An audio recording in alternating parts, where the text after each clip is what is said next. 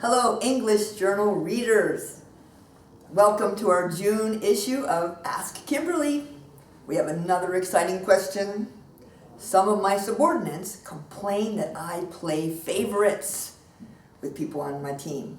Even though I've been trying to treat them equally, they say I seem to spend more time with the talkative people who sit near me, making the others feel ignored. What should I do? Well, wouldn't some people like their bosses to ignore them? But apparently you want your boss to pay attention to you. Oh shoot, let me start over again. Okay. That was bad, right? Right. Try again, all right. Welcome, English Journal readers. Oh. 大丈夫 大丈夫 Stop my oracle. Oh, did you record it? Okay.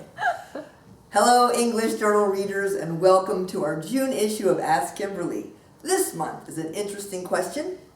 Some of my subordinates complain that I play favorites with people on my team. Even though I've been trying to treat them equally, they say I spend more time with the talkative people who sit near them. Oh, fuck. Is it stress? I can't even read. I can't even read. Never mind. Never mind. Just a second. ちょっと待って。大丈夫 Okay.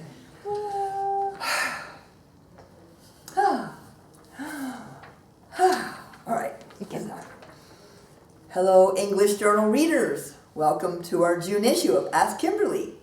This month, our reader asks, some of my subordinates complain that I play favorites with people on my team.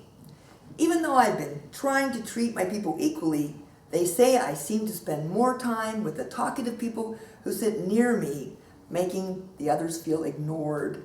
What should I do? Well, it's a great question, and it doesn't matter whether you really are playing favorites or not.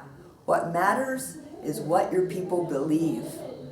Because experience that your people have builds their beliefs, and their beliefs will cause them to take actions, and those actions produce your business results. Now, results is what you need to be successful. And this comes from a book called Change the Culture, Change the Game. This model of experience, beliefs, actions, and results. Now, experience can change beliefs. So start by clarifying what kind of beliefs you want your people to have about you, and then create experiences for them which will create those beliefs.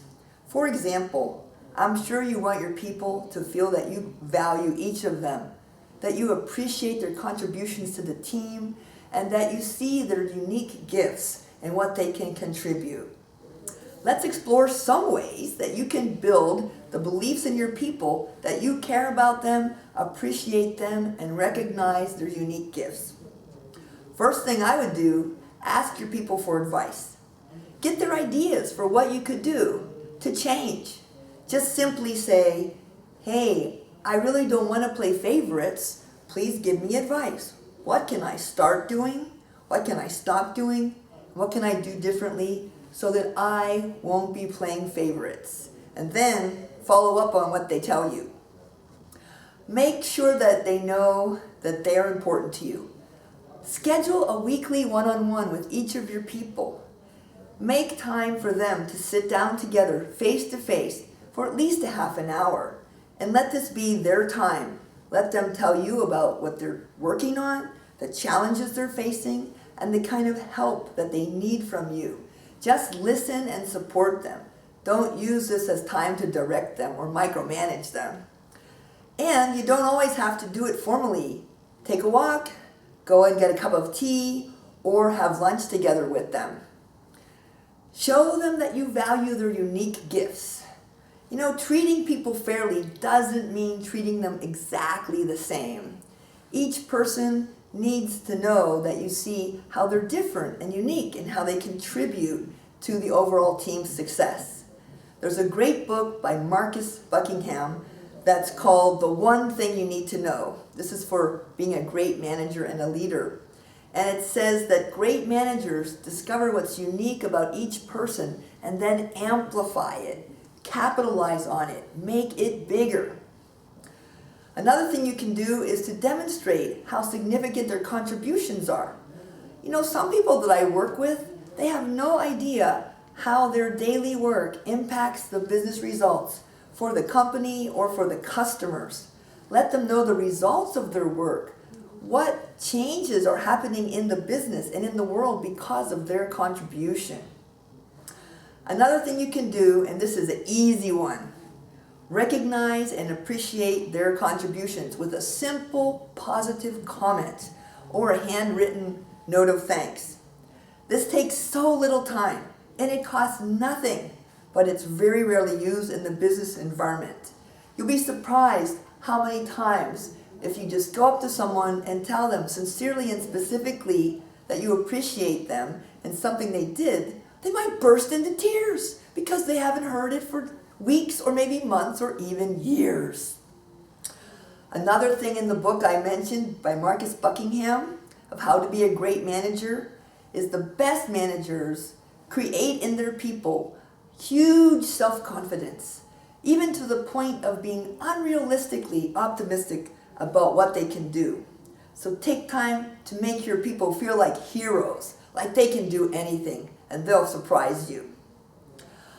The bad news is human beings' brains suffer from many biases and what's called cognitive distortions.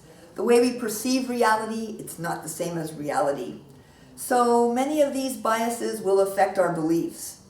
Even if you treat everybody equally and fairly and you don't play favorites, some people still might think you do. You're never going to be able to satisfy 100% of your people 100% of the time. Tell your people you're committed to treating them fairly and you're committed to not playing favorites. Ask for their advice, do the best you can, and that's going to have to be good enough because you'll never be able to satisfy everyone on planet Earth. There's 7 billion people. Try some of these tips, and I wish you good luck on your adventures, making your people feel like heroes.